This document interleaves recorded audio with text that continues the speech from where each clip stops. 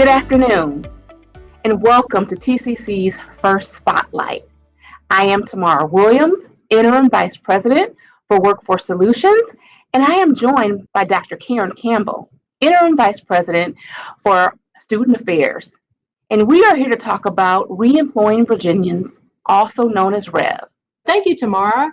REV provides Virginians who have been impacted by COVID-19 and are currently underemployed or unemployed an opportunity to come to TCC and actually enroll in classes or in a training program in high demand areas.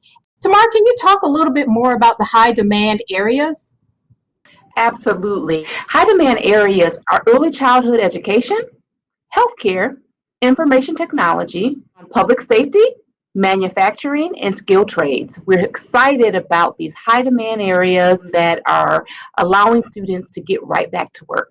Yeah, I think that's wonderful. And so I'd like to talk a little bit more just about what that means for students. These are tuition-only scholarships, so that if you come to TCC and you're a part-time student, you can actually receive up to $1,500. And if you enroll as a full-time student, you'll actually receive up to $3,000. And that's why we want more Virginians to come to us and actually enroll if they're eligible for the program.